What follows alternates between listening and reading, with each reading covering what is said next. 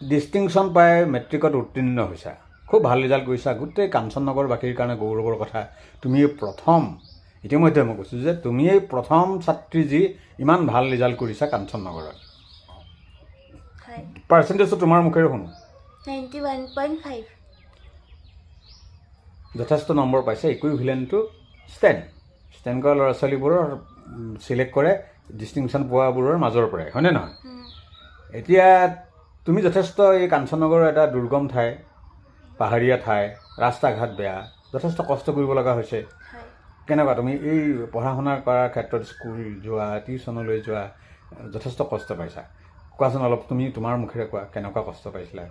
হয়, আমাৰ ঘৰটো বহুত ওপৰত, সেইবাবে স্কুলৰ পৰা অহা যোৱা কৰিবলৈ বৰ অসুবিধা হৈছিলে।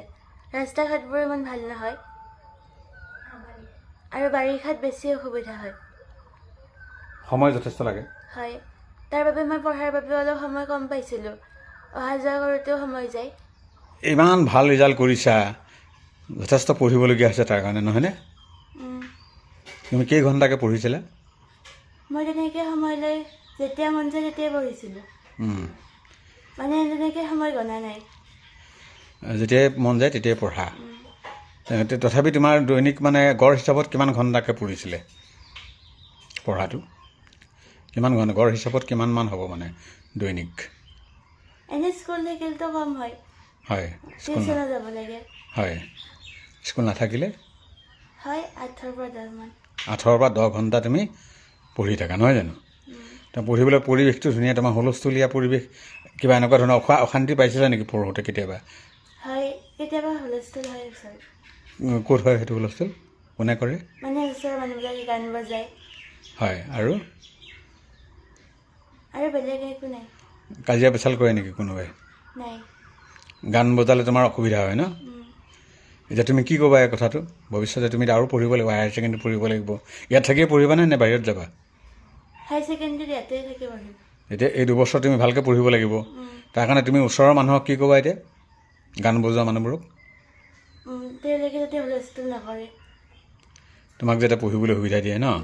তুমি ক'ত এডমিশ্যন ল'ম বুলি ভাবিছা? ক'ত পঢ়িম বুলি ভাবিছা? কটনত ল'ম বুলি ভাবিছোঁ। কটনত কি ষ্ট্ৰীম কি? ছায়েন্স ষ্ট্ৰীম ল'ম। ছায়েন্স ষ্ট্ৰীম ল'বা। ভৱিষ্যত কিবা পৰিকল্পনা কৰিছা নেকি? ছায়েন্স পঢ়ি কি হ'বা, কি নকৰিবা, প্ৰফেশ্যনেলি কেনেকুৱা হ'বা তুমি ভাবিছা নেকি? নাই, তেনেকৈ একো ভবা নাই।